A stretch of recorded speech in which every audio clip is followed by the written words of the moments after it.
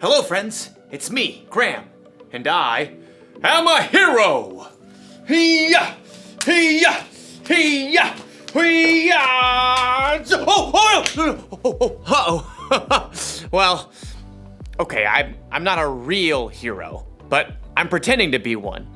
It's fun to be a hero because heroes have integrity. Integrity is choosing to be truthful in whatever you say and do. And heroes, above everything else, are truthful. Of course, it's also fun to pretend to be the villain. Now you will know the power of the bucket. For I, Buckethead, am your second cousin once removed. No, that's impossible! We look nothing alike! Would I lie to you? Yeah, probably. You're right, I probably would.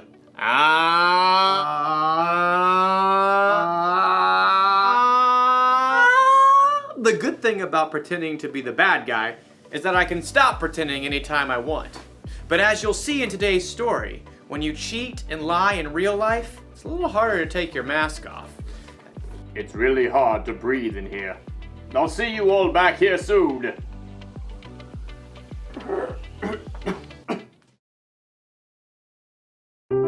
The Bible. It's 66 books of history, stories, letters, and poetry that fit together to form God's one big story. The epic adventure of how He created us and loves us so much that He made a way to rescue us. As we travel through the Bible, from Genesis to Revelation, we discover people who met God and found their lives changed forever. Now, for an amazing story, inspired by the book of 2 Kings, chapter 5. Naaman was the commander of the army of Aram, one of Israel's greatest enemies. Forward march! Though Naaman was a wealthy man, he had one problem that no doctor could solve. He had a terrible skin disease. Make it go away. Then Naaman heard news of a prophet in Israel, Elisha, who might be able to help. But instead of going straight to Elijah, Naaman took rich gifts to the king of Israel, along with a letter from the king of his own land explaining how important he was. The king of Israel frowned as he read the letter from his enemy, the king of Aram. I am sending my servant Naaman to you with this letter. I want you to heal him of his skin disease. What? No! I'm not God. Your king is trying to pick a fight with me. But I just Not want... listening. La la la la la. The king of Israel made such a fuss that Elisha heard the news and sent a messenger. It was probably his trusted servant, Gehazi. I'm a good guy. Trust me. Gehazi took Elisha's message to the king. Elisha says tell the man to come to me. Gehazi raced back home to help Elisha prepare for the important visitor. And sure enough, the king of Israel sent Naaman straight to their doorstep. Gehazi peeked out the window. Look how low the chariot is riding. What's in the back? Embroidered robes and bags of something? Gehazi? Hurry up. You gotta look good for this guy. I'll get you your best robe. Nope. You're not wearing the robe? I'm not going out. Not going out? No, you are. My robe? What's wrong with your robe? It's old. It's not even a decent name brand like Melchizedek or Queen Jezebel. Elisha sent his servant out the door with a message for Naaman. Are you the prophet? No. But let me just say that is one excellent chariot. I see you got the golden hubcap. Where's Elisha? He says, go, wash yourself in the Jordan River 7 times. Then your skin will be healed. You will be pure and clean again. I thought Elisha would come out himself. I know, right?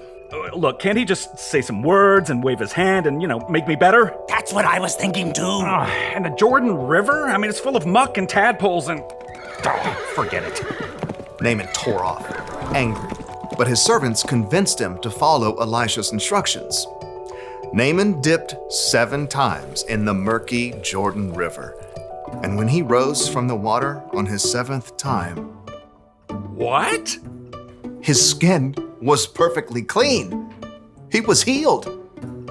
Unbelievable. Naaman raced back to Elisha's home. This time, the prophet came outside along with Gehazi. Naaman marveled at his unmarked arms and hands. Now I know that there is no God anywhere except in Israel. Please take a gift from me. Gehazi inched closer to the chariot. He could see the richly colored robes hanging over the bags of gold and silver. Is that a genuine Melchizedek robe? Uh-huh, the real deal. Just have your servants unload around back and I'll... Nope. I serve the Lord. You can be sure that he lives. And you can be just as sure that I won't accept a gift from you. What? Please, I'm begging you. He's begging you, Elisha. But Elisha still refused to take a single coin from Naaman and send him away in peace. Elisha went back inside, leaving Gehazi speechless on the doorstep. What? No. Seriously? Gehazi could still see the dust kicked up by the horse's hooves. Elijah should have taken something. If he didn't want it, he could have just given it to me. With that, Gehazi took off running down the road. His arms pumped and his sandals flapped as he crested the hill and came up alongside the chariot. Naaman pulled it to a halt. Is everything all right? It's fine. My master sent me to say that two young prophets have come to visit. Yeah, that's it. Please give them 75 pounds of silver and 2 sets of clothes. Oh, of course. Take twice as much. Naaman's servants carried the heavy bags of silver and clothing back up the road. But as they approached Elisha's house... Hey, thanks. I got it from here. Straining beneath the weight of his heavy load, Gehazi snuck inside and stashed the clothing and silver in his room. Then he hurried back out and strolled through the front door.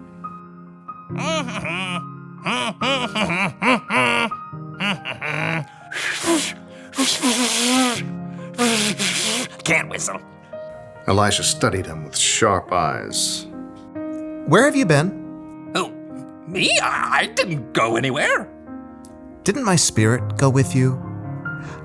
I know Naaman greeted you. I know you took money and clothes. I was just being nice to the horses, making their load lighter. You and your family after you will have Naaman's skin disease. But then I can't wear my new robes. Sure enough, Gehazi's skin was soon covered with sores, just like Naaman's was.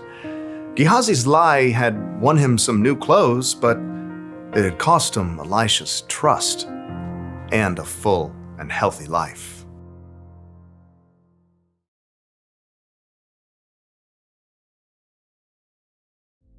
Elisha's servant Gehazi told some lies, didn't he? He lied to himself, saying he needed more stuff than he already had. He lied to Naaman to get the stuff. Then he lied to Elisha about all of it.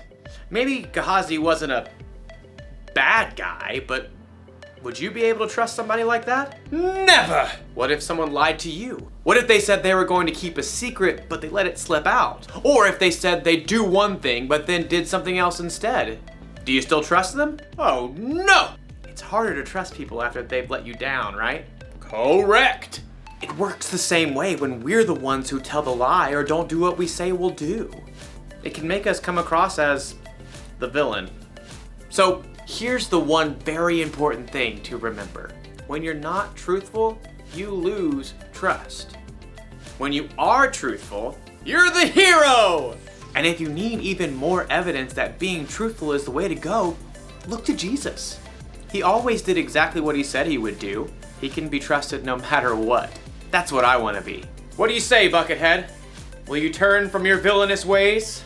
Do I get to keep the bucket? Sure. It's a deal! Great! Go be heroes, everyone. Bye! Hey, Buckethead, how do you feel about tacos?